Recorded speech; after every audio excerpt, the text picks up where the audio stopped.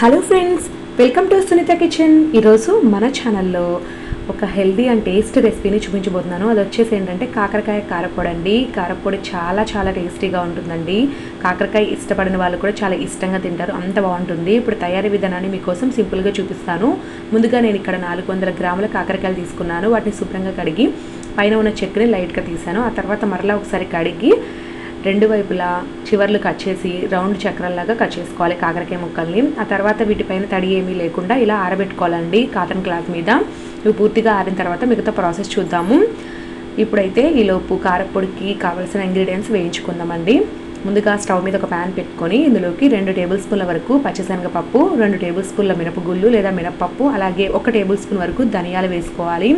ముందుగా వీటిని మూడింటిని కూడా డ్రై రోస్ట్ చేసుకోవాలి లైట్గా 2 నిమిషాల పాటు. ఆ తర్వాత మధ్యలో 1 టీ స్పూన్ ఆయిల్ వేసేసి ఇందులోకి ఎండుమిర్చి ఇలా తుంచి వేసుకోండి. అప్పుడే మిరప గింజలు కూడా లోపల బాగా వేగి చక్కగా వేగుతాయి అన్నమాట. మిరపకాయలతో పాటుగా ఒక గుప్పెడు కరివేపాకు కూడా వేసుకోండి, ఫ్లేవర్ చాలా బాగుంటుందండి. సో కరివేపాకు, ఎండుమిర్చి అన్నీ కూడా బాగా క్రిస్పీగా అయ్యేంత వరకు మనం మధ్యలో కలుపుకుంటూ వేయించుకోవాలి. ఈ ప్రాసెస్ అంతా లో టు మీడియం ఫ్లేమ్లో చేసుకోవాలి. అప్పుడే దినుసులన్నీ కూడా బాగా చక్కగా వేగుతాయండి. ఆ తర్వాత ఇలా బాగా వేగాయి కదా, చివరిగా 1 టీ స్పూన్ జీలకర్ర కూడా వేసేసి ఒకసారి బాగా కలుపుకొని స్టవ్ ఆపుకుందాము. ఈ వేడికి జీలకర్ర వేగిపోతుంది. ఇక వీటిని మనం పూర్తిగా చల్లారబెట్టుకుందామండి. ఈలోపు స్టవ్ మీద ఇంకొక కడాయిలో కొద్దిగా ఆయిల్ వేసి వేడి చేసుకోవాలి. ఈ ఆయిల్లో ముందుగా ఆరబెట్టి పెట్టుకున్న కాకరకాయ ముక్కల్ని కొద్దిగా వేసుకుంటూ వేయించుకుందాము. నేను 2 బ్యాచెస్ కింద వేయిస్తున్నానండి. ఇలా కాకరకాయల్ని మనం బాగా ఎర్రగా వేయించుకోవాలన్నమాట, లైట్ క్రిస్పీగా అయ్యేంత వరకు. మరీ కరకరలాడాల్సిన అవసరం లేదు, ఇలాగా బాగా వేగాలండి.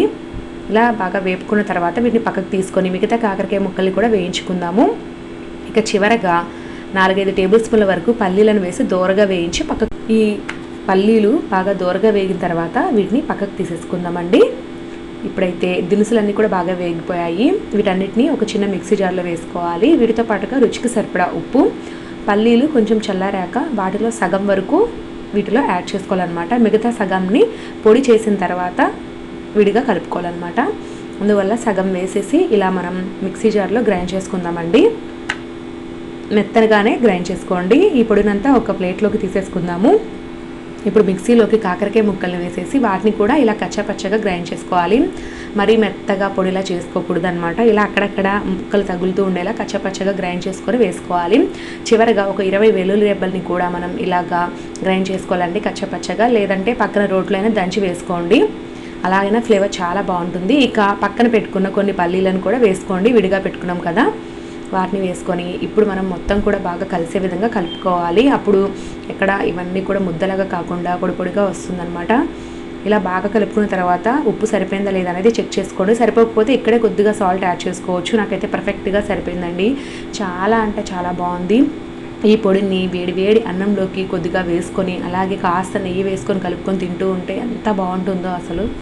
కాకరకాయ తినని వాళ్ళు కూడా చాలా ఇష్టంగా తింటారు. అసలు వాళ్ళకు ఒకసారి ఈ కాకరకాయ పొడితో ఒక్క ముద్ద పెట్టండి, అసలు ఇది కాకరకాయ అని ఆశ్చర్యపోతారు. సో అంత బాగుంటుందన్నమాట, అస్సలు కనుక్కోలేరండి. పిల్లలకి కూడా మనము ఇలా చేసి పెట్టవచ్చు అనమాట, కాకరకాయ తినని పిల్లలకి. సో హెల్త్కి చాలా మంచిది. ఖచ్చితంగా ప్రతి ఒక్కరూ ట్రై చేయండి. ఇది ఒకసారి చేసి పెట్టుకుంటే 20 రోజుల వరకు నిల్వ ఉంటుందండి.